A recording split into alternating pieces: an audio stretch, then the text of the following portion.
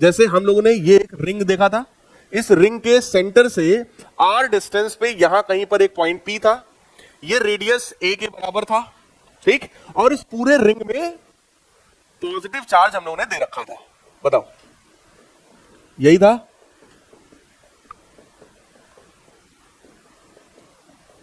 ये पूरा डेरिवेशन मैंने आपको करवाया था, उसमें एक एलिमेंट इधर माना था, एक इधर माना था और पूरा सॉल्व किया था। पी पॉइंट पर बेटा इलेक्ट्रिक फील्ड की वैल्यू आई थी 1/4 पाई एप्सिलॉन नॉट, कितना था? Q R upon a square plus R square की पावर 3/2। ये इलेक्ट्रिक फील्ड आई थी। मैंने आपसे ये भी कहा था कि अगर ये पॉइंट पी सीधे सेंटर पे आ जाए तो आर की वैल्यू 0 हो जाएगी, और सेंटर पे भी इलेक्ट्रिक फील्ड कितना आएगा? अगर आर 0 तो इलेक्ट्रिक फील्ड 0, तो सेंटर पे इलेक्ट्रिक फील्ड कितनी है? 0। देख लीजिए, आप लोगों ने लिखा होगा केस 1 में। उसके बाद मैंने आप लोगों को केस 3 निकलवाया, जिसमें मैंने ये बोला कि अगर हम इस रिंग से इनफाइनाइट डिस्टेंस दूर चले जाए तब भी चेक करो इलेक्ट्रिक फील्ड कितनी आई थी? 0। अब मुझे एक चीज बताना जरा कॉमन सेंस से, बेटा यहां इलेक्ट्रिक फील्ड 0 है, इनफाइनाइट चले गए वहां भी इलेक्ट्रिक फील्ड 0 है, तो इसके बीच में कहीं तो मैक्सिमम हुआ होगा। बोलो यार। अब ये अंडरस्टूड है क्योंकि ये फिजिक्स है, मैथ्स होता तो हमें नहीं पता था। बोलो भाई। लेकिन यहां हमें पता है इलेक्ट्रिक फील्ड की मिनिमम वैल्यू वैसे भी कितनी हो सकती है, जब पहले ही यहां 0 है, यहां भी 0 है और बीच में कुछ वैल्यू है, तो 0 ज्यादा छोटा क्या होगा बताओ? इसका मतलब एक बात क्लियर है कि सर ये ग्राफ ऐसा रहा होगा, यहां 0, फिर ऐसे ऐसे ऐसे कुछ बढ़ा होगा, फिर यहां जाके फिर 0। बोलो यार। हम कह रहे ऐसे बढ़ाओ या जैसे भी बढ़ाओ, लेकिन इतना तो पता है कि अगर यहां 0 है वहां भी 0, तो बीच में कहीं ना कहीं तो मैक्सिमम हुआ होगा। बोलो, क्या ये बात आप कॉमन सेंस से समझ पा रहे हैं? तो मतलब हमको यहां पे मिनिमम वैल्यू निकालनी नहीं है, हमको कौन सी निकालनी है? मैक्सिमम। तो हमारा कंफ्यूजन खत्म।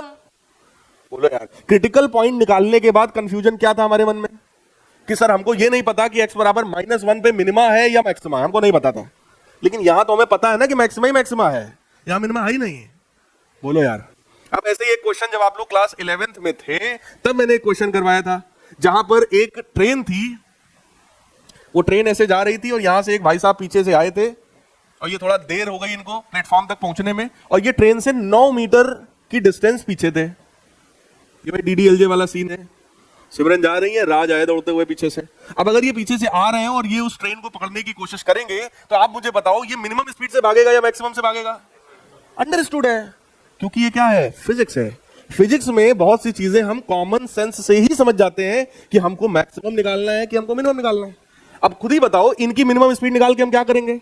मिनिमम निकालेंगे तब तो ट्रेन छूटना तय है, और हमको तो ट्रेन पकड़वानी थी। इसका मतलब फिजिक्स में हमें कॉमन सेंस से बेटा ये पता होता है कि हमको मैक्सिमम निकालना है या मिनिमम निकालना है। क्लियर? तो हमको यहां पर मैक्सिमम ही निकालना है, इसलिए हमारे दिमाग में एक कॉन्सेप्ट बिल्कुल क्लियर है कि अगर मैक्सिमम निकालना है तो इसका डिफरेंशिएशन बोलो किसके बराबर होना चाहिए? पक्का है? सो फॉर मैक्सिमम वैल्यू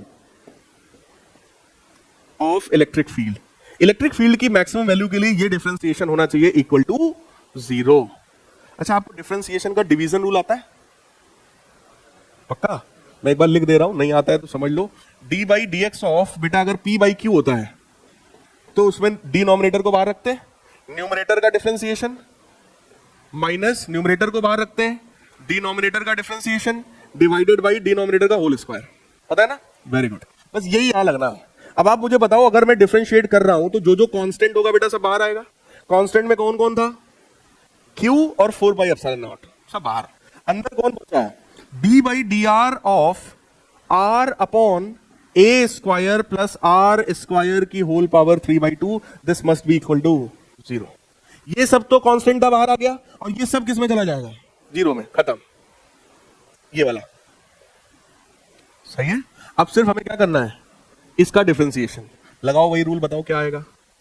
पहले बोलो डिनोमिनेटर बाहर रखेंगे, a square plus r square की पावर 3/2 बाहर रखा हमने। r का डिफरेंशिएशन बोलो, न्यूमरेटर का, r का डिफरेंशिएशन r के रिस्पेक्ट में कितना आएगा? पक्का है? So this differentiation is 1 minus, इस बार बाहर कौन आएगा? और बोलो इसका डिफरेंशिएशन करना है, इसका डिफरेंशिएशन बताएंगे कितना होगा? 3/2 a square plus r square की पावर 3/2 माइनस 1, यानी कि 1/2, और फिर चेन रूल लगाएंगे और 2r और आ जाएगा। बोलो क्या था डिफरेंशिएशन? अगर मैं आपसे कहूं D by D x of x square plus 3 का होल स्क्वायर, बताओ। तो क्या इसको करने के लिए पहले इस पूरे को x मान लो कि x का स्क्वायर है ये, तो x के स्क्वायर का डिफरेंशिएशन क्या होता है? 2 टाइम्स एक्स स्क्वायर प्लस 3 की पावर 2 माइनस 1 यानी कि 1। तो यही बचा। और अब इसका भी तो करते हैं चेन रूल लगाकर। तो जब चेन रूल लगाते हैं इस एक्स स्क्वायर का कितना आएगा 2x और 3 का कितना आएगा 0, तो ऐसे मल्टीप्लाई करते हैं ना 2x का। ये मेथड पता है कि नहीं? चेन रूल पता है ना? वही काम बेटा हमने यहां किया। पहले हमने इसका डिफरेंशिएशन किया तो 3/2 बाहर आया, ए स्क्वायर प्लस आर स्क्वायर की होल पावर कितना 1/2, और उसके बाद ए स्क्वायर प्लस आर स्क्वायर का फिर डिफरेंशिएशन किया, ए कांस्टेंट था 0 हो गया, आर स्क्वायर का 2r, वही लिखा है। जिसको भी ये रूल अगर ना आता हो तो मैंने एक लेक्चर बना रखा है जो बेसिक मैथमेटिक्स का है, जिसमें मैंने सिर्फ डिफरेंशिएशन ही सिखाया है। हालांकि वो मैथ्स का काम है, लेकिन फिजिक्स में जरूरत पड़ती है, इसलिए हमने एक पूरा लेक्चर ही बना के छोड़ दिया बच्चों के लिए। तो अगर दिक्कत हो तो केवल डिफरेंशिएशन का वो लेक्चर आप लोग देख लीजिएगा, जिसको भी प्रॉब्लम हो चेन रूल में। बाकी हम धीरे धीरे समझाने की कोशिश करेंगे। समझ लो इसका डिफरेंशिएशन ये होता है, डायरेक्ट रख दिया हमने। देखो यार, डिफरेंशिएशन मैथ्स का काम है, फिजिक्स का काम नहीं है। फिर भी हम बता रहे हैं कि आपको समझ में आए बेसिक क्या चल रहा है। क्लियर है? इतने में कोई डाउट तो नहीं किसी को? अभी क्या करना है? अब डिवाइडेड बाई डिनोमिनेटर का स्क्वायर। डिनोमिनेटर कितना है की पावर 3/2। तो जब उसका भी स्क्वायर करोगे तो केवल क्या बचेगा? Cube. This is all equal to 0। और एक चीज मुझे बताओ, a square plus R square का क्यूब, ये भी 0 में चला जाएगा, खत्म। ठीक, क्या बचा? क्या बचा? इसमें और इसमें कुछ कॉमन दिख रहा है? तो मैं कॉमन ले रहा हूं भाई, ए स्क्वायर प्लस आर स्क्वायर की पावर 1/2 कॉमन करो। यहां क्या बचेगा? ए स्क्वायर प्लस आर स्क्वायर की पावर 1। बताओ भाई, अगर ये कॉमन कर लोगे बेटा तो अंदर क्या बचेगा? ए स्क्वायर प्लस आर स्क्वायर की पावर 1, ये बचेगा। पक्का है बेटा? x इंटू एक्स की पावर 1/2 क्या होता है?